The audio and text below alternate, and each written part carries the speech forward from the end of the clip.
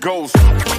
So most Catholic marriage advice will tell you to pray together, go on dates every week or month, learn each other's love language. But there's one thing that they're really not talking about very much, and to me, it's one of the most important ones. Hi, I'm Veronica with the Catholic Communicator channel, where we help you become a more effective communicator in your marriage, family, workplace, in the liturgy, and more. I've been teaching communication in college classrooms for almost 20 years. More importantly, I feel like I've practiced all these tools on my family, and they're really effective and rooted in the scriptures. Great communication is marked by three things. Ready? Respect, restraint, and my favorite that we'll be talking about today, responsibility. I like to call these the 3 R's. Responsibility. It sounds simple, but a lot of people are missing the mark on this one and don't even know it. Let me briefly take you to my classroom, so put on your thinking caps for just a second. There's a term called the self-serving bias. What that means is we have this internal bias that we're kind of fighting and working with here.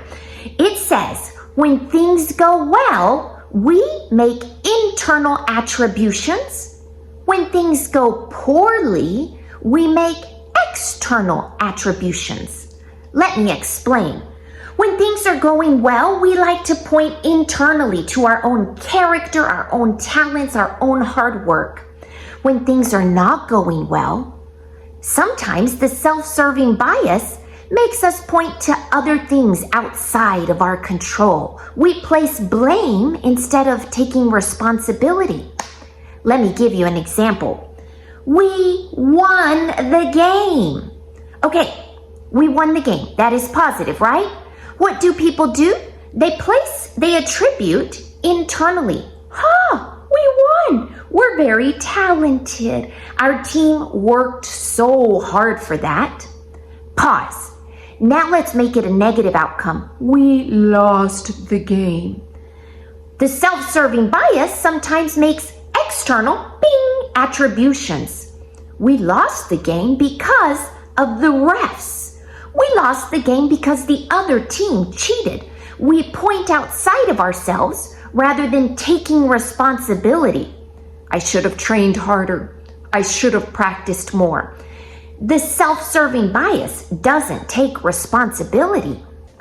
Blame is as old as sin, and you don't have to go far in the scriptures to find it. Let's take a look at Genesis chapter 3. Have you eaten from the tree of which I had forbidden you to eat?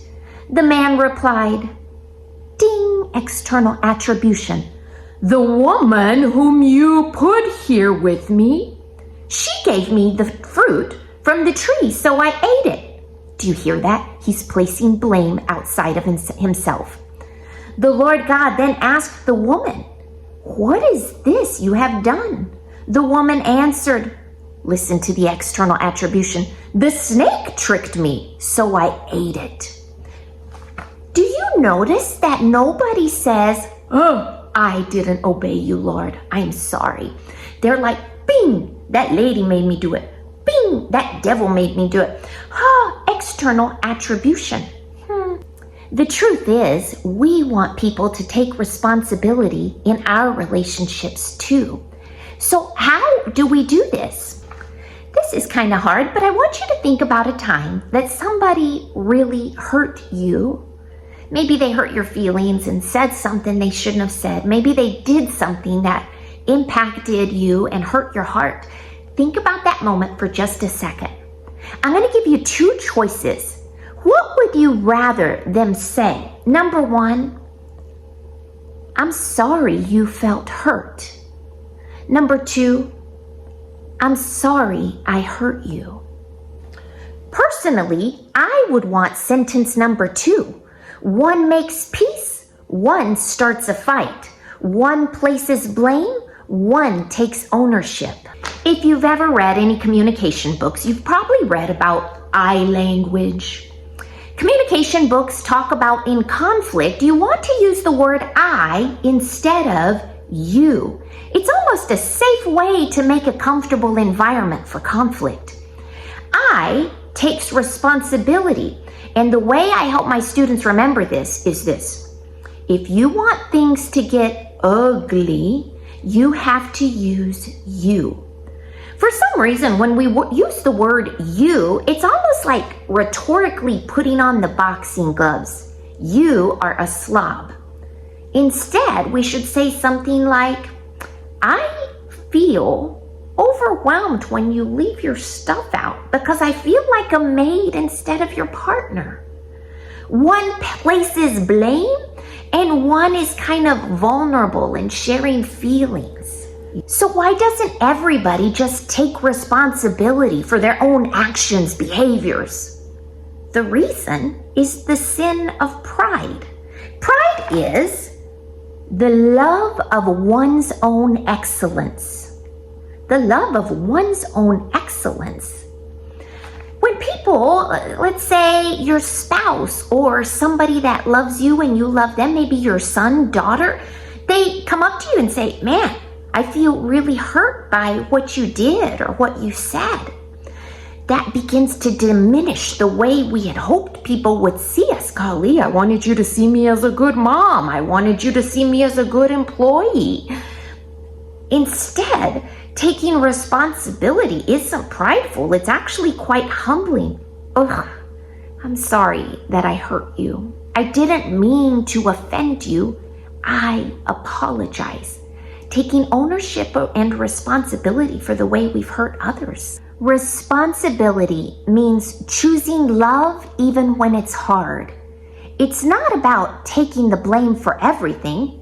It's about owning your part and giving people in your life the gift of humility and a soft place to land.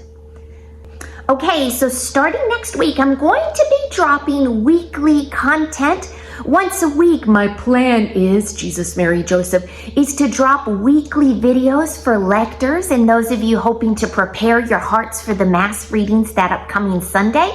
And I'd love to share other Catholic content like this. So if you liked this and would like more of this, please, I would love your support through a like and a subscribe. And share this with a buddy that you think can benefit from Catholic communication tips. Until next time, friends, thanks for joining me. Be blessed.